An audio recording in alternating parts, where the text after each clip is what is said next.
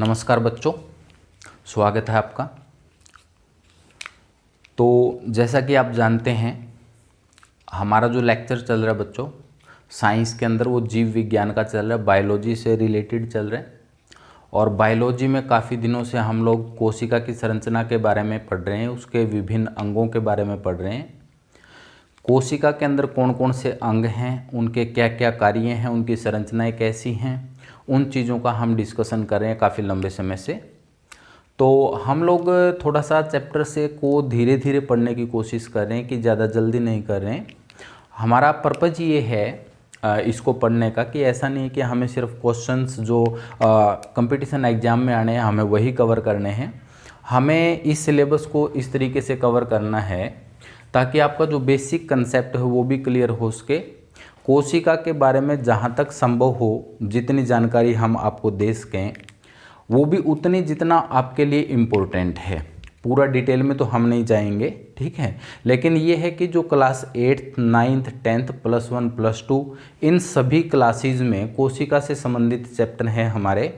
तो हमारी कोशिश ये है कि उन बच्चों का भी साथ के साथ में सिलेबस कवर हो जाए, उनके लिए भी लेक्चर प्रिपेयर हो जाए। उसके साथ साथ हमारा जो ये कंपटीशन की क्लासेस चल रही हैं, यानी कि जितने भी हमारी सर्विस से रिलेटेड जितने भी एग्ज़ाम होते हैं, कॉम्पिटिटिव एग्ज़ाम्स, उन सभी के लिए भी हम सिलेबस कवर कर रहे हैं।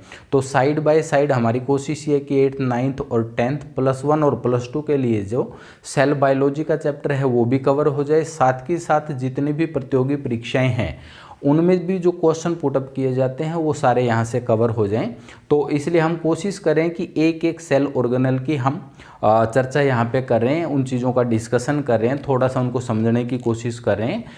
हम जो सेल ऑर्गेनल यहाँ पे पढ़ रहे हैं, जो अंगक उसके पढ़ रहे हैं, जो भी पार्ट का हम डिस्कशन कर रहे हैं बच्चों आपके सामने, वो सिर्फ उसका डिस्क्रिप्शन है, थोड़ा सा हल्का सा उसके बारे में पढ़ रहे हैं, पूरी गहराई में नहीं जा रहे हैं, पूरा डिटेल में नहीं पढ़ रहे हैं।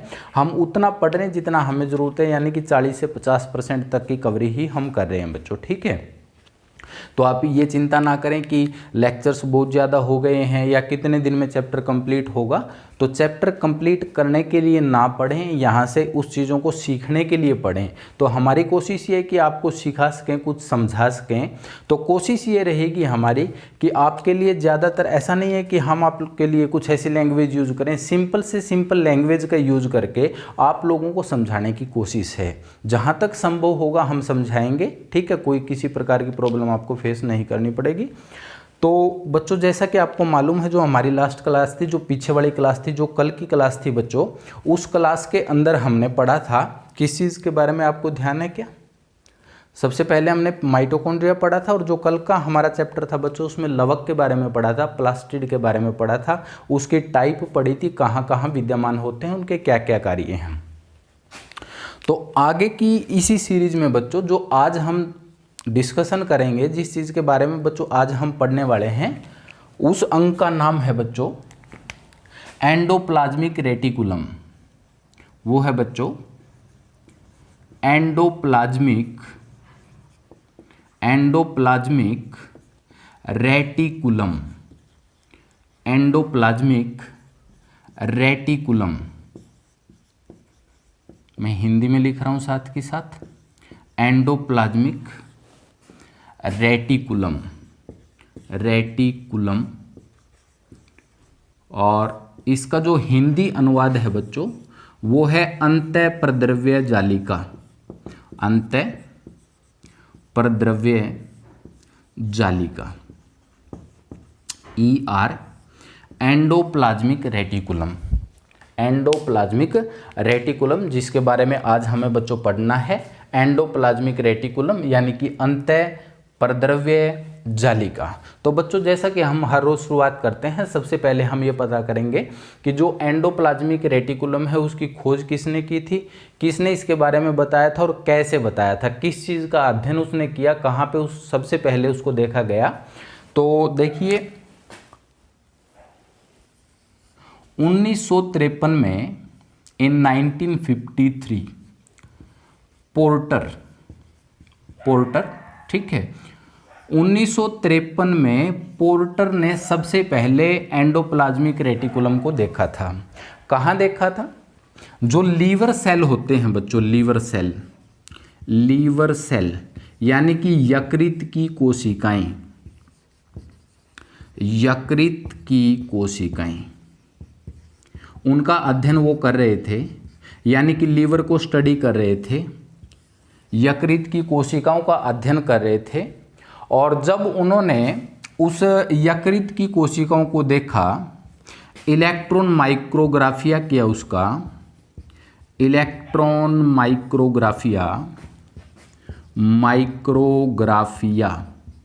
कहने का मतलब ये है कि इलेक्ट्रॉन माइक्रोस्कोप की हेल्प से जब उसको देखा गया, इलेक्ट्रॉन माइक्रोग्राफिया का बच्चों मतलब क्या है कि इलेक्ट्रॉन माइक्रोस्कोप जो होती है, सूक्ष्मदर्शी जो होती है, इलेक्ट्रॉन सूक्ष्मदर्शी जो होती है, उसकी सहायता से यकृत की कोशिकाओं को जब देखा तो उसको उसके अंदर जो आकृति दिखाई दी, जो संरचना दिखाई दी बच्चों, उसको नाम दिया उन्होंने क्या, एंडोप्लाज्मिक रेटिकुलम, यानी कि अंतःप्रद्रव्य जालिका। होती क्या है बच्चों ये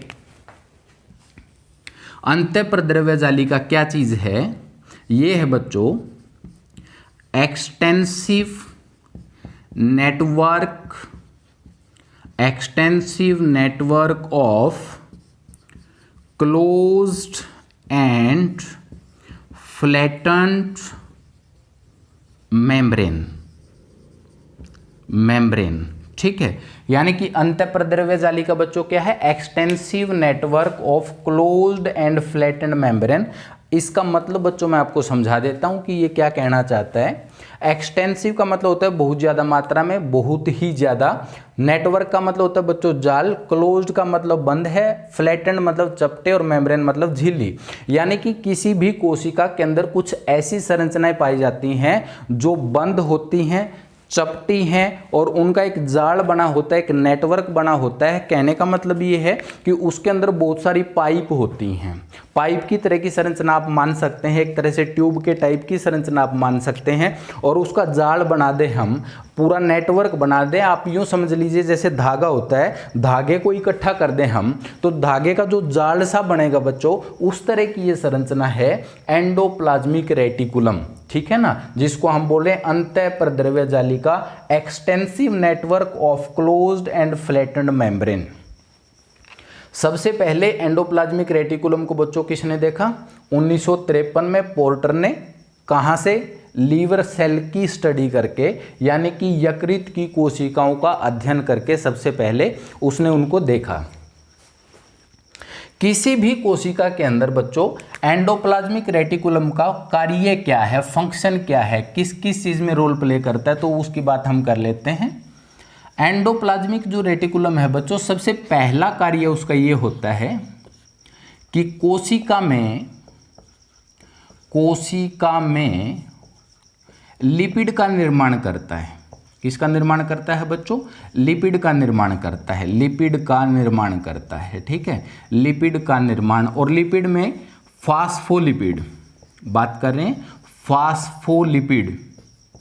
फास्फोलिपिड, और कुछ एंजाइम का भी ये कार्य करता है, संश्लेषण का, यानी कि कुछ एंजाइम बनाता है, कुछ लिपिड का निर्माण करता है। इसके साथ साथ वो प्रोटीन का निर्माण भी करता है, प्रोटीन का, ठीक है ना। किसका बच्चों? प्रोटीन का निर्माण। यानी कि जो अंतःप्रद्रव्य जालिका है, अंतःप्रद्रव्य जालिका के कार्य बहुत सारे हैं बच्चों। ऐसा नहीं है कि सिर्फ ये दो ही कार्य हैं, बहुत सारे कार्य हैं। बहुत सारे कार्य क्या क्या हैं कि जैसे हमारे पास कोशिका के अंदर बहुत सारे अंगक हैं, उनके बीच में समन्वय बना के रखना, वहाँ तक पोषण प्रदान करना, वहाँ तक सूचनाएं प्रदान करना, फिर जो सेल डिवीजन होती है उनमें सहयोग करना, इस तरह के बहुत सारे कार्य हैं। लेकिन जो सबसे इम्पोर्टेंट कार्य हैं, जो सबसे इम्पोर्टेंट फंक्शन है बच्चों उसके, वो दो मेन है अपने पास कोशिका के अंदर, कि लिपिड का निर्माण करता है, फास्फोलिपिड बनाता है उसके अंदर, और बच्चों प्रोटीन का निर्माण करता है, यानी कि प्रोटीन सिंथेसिस में हेल्पफुल होता है। तो ये जो एंडोप्लाज्मिक रेटिकुलम है, आप लोग ये ध्यान रखेंगे कि ये जो संरचना है ये केवल यूकैरियोटिक कोशिकाओं में पाई जाती है, केवल यूकैरियोटिक कोशिकाओं में, यूकैरियोटिक कोशिकाओं में पाया जाता है, यूकैरियोटिक कोशिकाओं में पाया जाता है, पाया जाता है। ठीक है ना। आप लोग ये ध्यान रखेंगे कि जो ER है शॉर्ट फॉर्म बच्चों इसको लिखेंगे हम ER। ठीक है ना। E का मतलब एंडोप्लाज्मिक और R का मतलब होता है बच्चों रेटिकुलम। ठीक है। यानी कि जो ER की संरचना है, एंडोप्लाज्मिक जो रेटिकुलम है बच्चों, ये यूकैरियोटिक कोशिकाओं में पाया जाएगा, प्रोकैरियोटिक कोशिकाओं में विद्यमान नहीं होता, पहली बात। दूसरी बात आप ये ध्यान रखेंगे कि जो ER है, एंडोप्लाज्मिक जो रेटिकुलम है बच्चों, ये कोशिका के अंदर कहीं भी हो सकता है। यानी कि ये फिक्स नहीं है कि ये किस जगह पे पाया जाएगा। अलग अलग कोशिकाओं में अलग अलग पोजीशन होती है, अलग अलग कोशिकाओं में अलग अलग स्थिति होती है। किसी कोशिका में ये केंद्रक के पास मिलेगा, किसी कोशिका में केंद्रक से दूर मिलेगा। कहने का मतलब ये है कि कोशिका के अंदर जहाँ पे हमारे पास साइटोप्लाज्म है, कोशिका द्रव्य है, उस कोशिका द्रव्य के अंदर ये कहीं भी फैला हुआ जाल, कहीं भी फैली हुई संरचना हो सकती है। यानी कि एंडोप्लाज्मिक रेटिकुलम बच्चों यूकैरियोटिक कोशिकाओं में पाया जाएगा। स्थिति कुछ भी हो सकती है, कहीं भी पाया जा सकता है, वो हम फिक्स नहीं कह सकते हैं। ठीक है ना।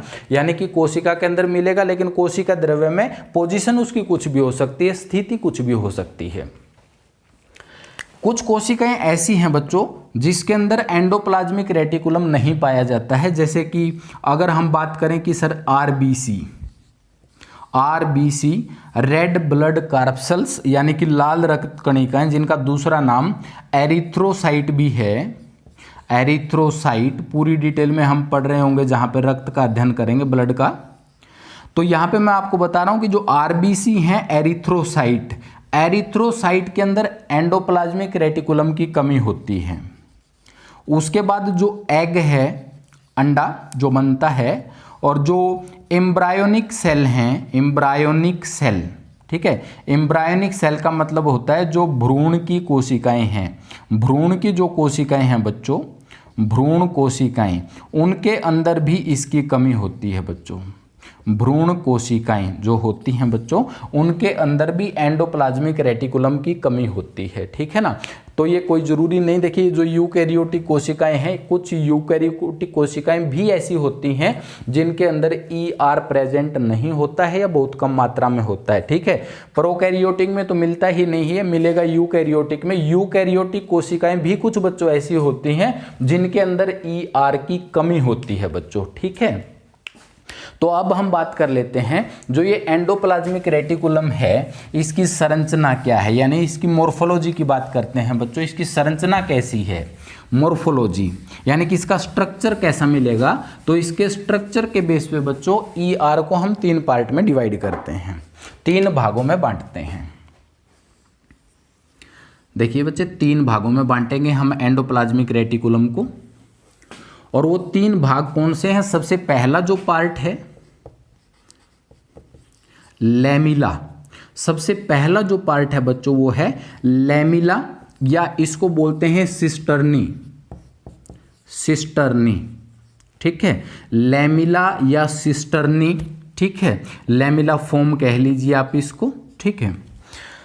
दूसरी जो पार्ट है बच्चों, इसका दूसरा जो भाग में बांटा जाता है, इसको वो बांटा जाता है बच्चों वेसिकल फॉर्म में। वेसिकल फॉर्म दूसरा टाइप बच्चों इसका है वेसिकल फॉर्म। ठीक है। और जो तीसरा टाइप है वो है बच्चों tubular structure. Tubular structure, tube के टाइप का स्ट्रक्चर, ट्यूबुलर स्ट्रक्चर। ठीक है ना। यानी कि एंडोप्लाज्मिक रेटिकुलम की जो मॉर्फोलॉजी है, उसकी जो संरचना है, उसकी संरचना के आधार पे बच्चों हम एंडोप्लाज्मिक रेटिकुलम को बच्चों 3 भागों में डिवाइड करते हैं। वो 3 भाग कौन से हैं बच्चों। सबसे पहला लैमिला, जिसको हम सिस्टर्नी भी बोलते हैं। दूसरा जो पार्ट है बच्चों वो वेसिकल फॉर्म है, और तीसरा जो है बच्चों वो ट्यूबुलर फॉर्म है। तो सबसे पहले बात हम कर लेते हैं किसकी बच्चों, लैमिला फॉर्म की। लैमिला की हम बात करते हैं। तो लैमिला की जो कोशिकाएं मिलेंगी, जो सेल्स मिलेंगी, तो बच्चों वो मिलेंगी सबसे पहली बात क्लोज्ड, यानी कि बंद मिलेंगी। पहली बात यानी कि जो कोशिकाएं होती हैं बच्चों इनकी वो बंद होती हैं। दूसरी विशेषता क्या मिलेगी, कोशिकाएं जो हैं बच्चों वो फ्लैटन्ड हैं, यानी कि चपटी हैं। लॉन्ग हैं, लॉन्ग यानी कि लंबी हैं, और अनब्रांच्ड हैं, अनब्रांच्ड, ठीक है, यानी कि शाखाएं रहित हैं, शाखा रहित यानी कि ब्रांचेज नहीं होती, टुकड़ों में डिवाइड नहीं होता है, पूरा स्ट्रक्चर एक ही जैसा होता है बच्चों। जो लैमिला फॉर्म है उसके अंदर जो कोशिकाएं उसको बनाने वाली हैं, जो पार्ट उसको बनाने वाले हैं बच्चों, वो क्लोज्ड होते हैं, बंद, फ्लैटेंड होते हैं यानी कि चपटे होते हैं, लॉन्ग यानी कि लंबे होते हैं, और अनब्रांच्ड यानी कि शाखा रहित होते हैं बच्चों। तो ये कुछ गुण हैं हमारे, और ये इस तरह की जो स्ट्रक्चर है, क्लोज्ड है, फ्लैटेंड है, लॉन्ग है, उनको हम बोलते हैं बच्चों सिस्टर्नी, सिस्टर्नी बोलते हैं, यानी कि बारीक बारीक पाइप कह सकते हैं, चपटी जो पाइप होती हैं बच्चों उनको हम बोलते हैं सिस्टर्नी, ठीक है ना। तो इसलिए हमने इसको नाम दिया है इस तरह का। तो आगे जाके जो हम टाइप पढ़ेंगे बच्चों ER की, ठीक है ना, ER की आगे दो टाइप अभी हम जिक्र करेंगे, उनमें से एक होती है बच्चों RER, RER, rough endoplasmic reticulum, rough endoplasmic reticulum यानी कि खुरदरी अंतःप्रद्रव्य जालिका, खुरदरी अंतःप्रद्रव्य जालिका, रफ का मतलब क्या हो बच्चों, खुरदरी होती है, ठीक है ना। तो वो जो RER टाइप है बच्चों वो सारी लैमिला फॉर्म में मिलेगी, लैमिला फॉर्म में। तो आप लोग ये ध्यान रखेंगे जो पैंक्रियाज है, पैंक्रियाज, पैंक्रियाज जिसको आप अग्नाशय बोलते हैं, अग्नाशय, ठीक है, जो मस्तिष्क की कोशिकाएं हैं बच्चों, मस्तिष्क, ब्रेन, ब्रेन की जो कोशिकाएं हैं बच्चों, ठीक है, मस्तिष्क यानी कि ब्रेन। और हमारे पास एक होता है बच्चों नोटोकॉर्ड, नोटोकॉर्ड यानी कि जो वर्टिब्रेटा होते हैं, वर्टिब्रेटा मतलब ऐसे जंतु जिनके अंदर रीढ़ की हड्डी पाई जाती है, जिनको हम कशेरुक जंतु बोलते हैं बच्चों। तो उनके अंदर एक संरचना होती है जो गर्दन से लेके नीचे पूरे शरीर तक जोड़ती है, उसको हम नोटोकॉर्ड बोलते हैं। तो ये जो नोटोकॉर्ड है, पैंक्रियाज यानी कि अग्नाशय जो होता है, और मस्तिष्क यानी कि ब्रेन की जो कोशिकाएं हैं, उनके अंदर जो मिलेंगे बच्चों ER की टाइप, वो लेमिला फॉर्म मिलेगी बच्चों। यानी कि नोटोकॉर्ड, पैंक्रियाज और ब्रेन की जो सेल हैं, उन कोशिकाओं के अंदर, उन सेल के अंदर जो एंडोप्लाज्मिक रेटिकुलम मिलेगा वो लेमिला फॉर्म या सिस्टर्नी फॉर्म मिलेगा बच्चों, ठीक है। दूसरा जो टाइप है बच्चों वो है वेसिकल फॉर्म, हमारा ये वाला वेसिकल फॉर्म है बच्चों। ये वेसिकल फॉर्म कैसा है, ये एक सैक है, सैक का मतलब होता है बच्चों थैली, सैक का मतलब होता है बच्चों थैली, ठीक है, जिसके अंदर फ्लूइड भरा होता है बच्चों, फ्लूइड, ठीक है ना, यानी कि फ्लूइड से भरी हुई एक थैली है, वेसिकल फॉर्म है, ठीक है।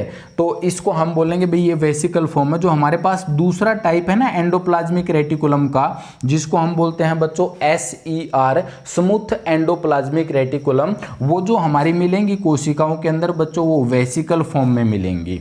तीसरा जो टाइप है ट्यूबुलर स्ट्रक्चर बच्चों, ट्यूबुलर स्ट्रक्चर, ये ओवम शेप में मिलेगा बच्चों, ओवम यानी कि अंडाकार रूप में मिलेगा, अंडाकार रूप में, ठीक है, अंडाकार रूप में। देखिए हमने कहा कि जो RER टाइप है बच्चों, इसकी RER, वो RER मिलेगी बच्चों किस फॉर्म में, लेमिला फॉर्म में। जो SER मिलेगी बच्चों वेसिकल फॉर्म में। और जो ये ट्यूबुलर फॉर्म है बच्चों, ये हर तरह की कोशिकाओं में मिलेगी, यानी कि सभी सेल के अंदर ये मिलती है, ठीक है, फाउंड इन ऑल सेल्स, सभी कोशिकाओं में विद्यमान होती है, सभी कोशिकाओं में, सभी कोशिकाओं में विद्यमान, प्रेजेंट होती है, सभी तरह की सेल में विद्यमान होती है।